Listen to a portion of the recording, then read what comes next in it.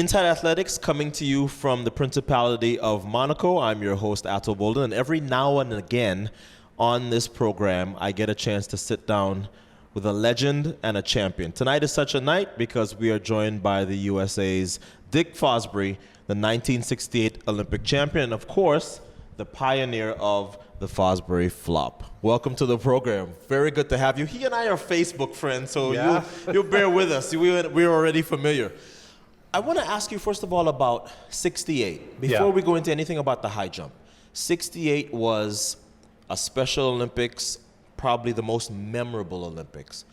I wonder what your memories from Mexico City were, besides your competition. Well, a lot of memories from first flying into the city and getting to the Olympic Village, seeing for the first time, and I was 21 years of age, so I was young, impressionable, and just seeing this atmosphere. The men's team were in one building, the women were in a separate building that was fenced off with barbed wire. The way it should be today. Well, depending on your age, of course, you need to be adult about it. But it was just an amazing atmosphere, and I remember especially the opening ceremonies. They brought in the torch that they were bringing in from Greece, and the night before the opening ceremonies, they brought it into the pyramids just outside the city. And so another friend, my teammate Gary Stenland, who had some ladies bring down his Volkswagen bus, we took a tour out to the pyramids. Nice. And we celebrated with the people the beginning of the Olympic Games coming to Mexico. So let's talk about, let's get to the heart of the matter now, and that is, prior to you in 68, everybody else was using the straddle technique. Yes. And that was the way that the world was destined to go because, as you said, everybody knew that that was the technique that it took to jump high. When you are refining your change of that technique, right, what is it that you knew about what you were doing that everybody else did not know? Because certainly there were a million experts to tell you why what you were doing was wrong. What did you know for your own self that was right?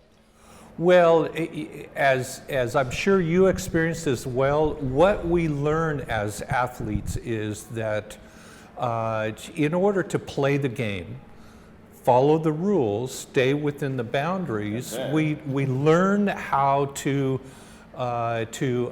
achieve success and push ourselves to new limits, always pushing personal records, school records, and so for me, what I had was I had the confidence of what I had developed worked for me. It may or may not work for anyone else. That was not relevant at the time. Right. And of course, the criticism of other coaches, other experts, didn't really matter. As long as I was meeting the rules, meeting the standards, this technique that I had developed was how I got to the Olympic Games, how I made the United States team to represent our country. So at that point, I hadn't really learned yet that the technique in the high jump has evolved through history. And it actually has changed about every 40 years from the original scissors technique in the ancient Olympic Games, in both the standing high jump and the running high jump. They were using a technique because of the environment, which was they were landing in the same surface they were taking off of, which was compacted dirt or cinders or clay, whatever. They knew that they didn't really have a prepared landing. I would have had to figure out how to come down and land with my feet or my hands to catch me, as they used to do with the Eastern cutoff technique. The sawdust pits really helped. And that's what I learned in all of our schools, high schools around the world. We were jumping in sawdust, but the new environment was with foam, and that really was what opened it up for all the other kids who were jumping into a safer landing area. And the pole vaulters, of course. Right, of course. Now, the high jump has been sort of returned to the forefront over the last 2 seasons. 2013, the World Championships premier event is Bondarenko going with a completely hushed stadium Right. For that title in Moscow. And then this year, the premier event, usually is the 100 meters, nowhere to be found. The best event by far in track and field is 5 guys over 240 for the first time. As Right. somebody whose life has been so much around the high jump, what has that been like for you as one of the older guard, looking back at these young men? What sort of feelings does that bring for you?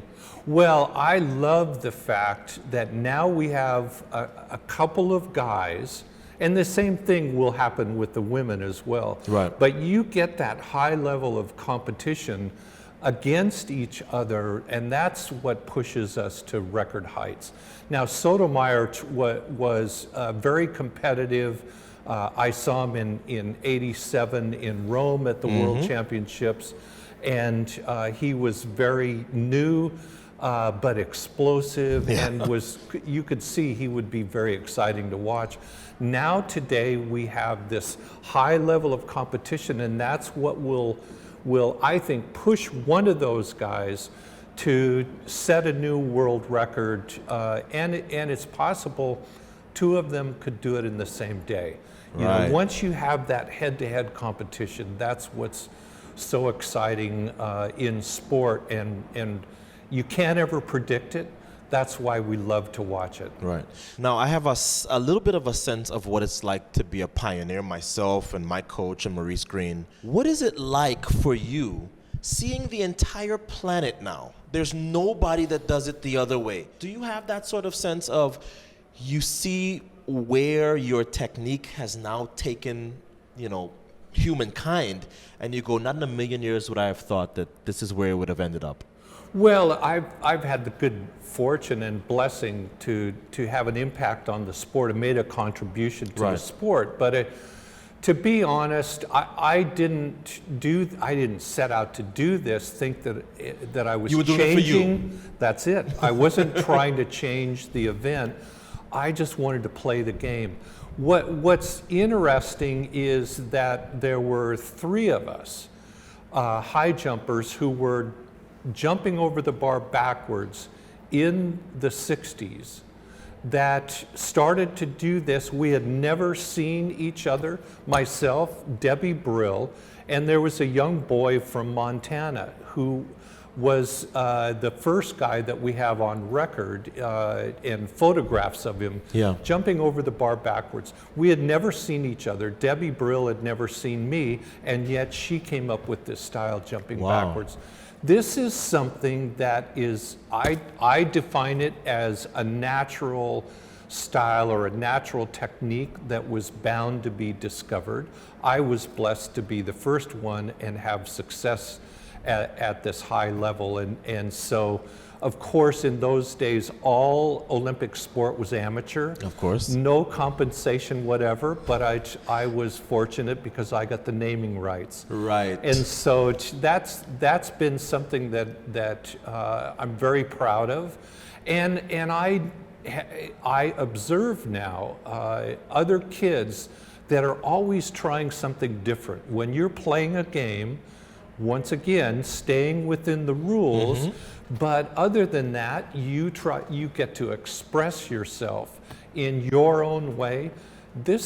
Kids are very creative and very inventive, and that's where we'll continue to see exciting things happen in our sport. Wearing your shirt from one of your track camps.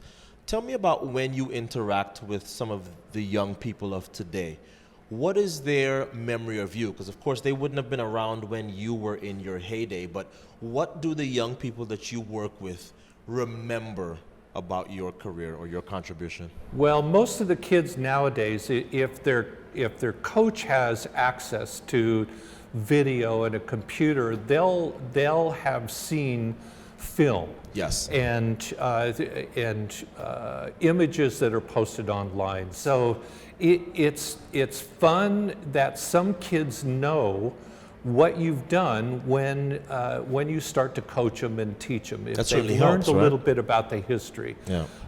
And that's another thing that we try to pass on at camps, is to tell them stories, because the perfect athlete's never been born. We've all lost, we've all struggled, and the lesson is that we never give up. So there are a lot of lessons to teach kids, and track and field athletics is an excellent example, because there are so many different events that you can try and test yourselves, find out what you're good at, and compete and play games. Well, it's certainly been a pleasure to have you on the show. The man, the myth, the legend, Dick Fosbury. Yeah, thank Thanks you, for Otto. joining me. Yeah, thank you.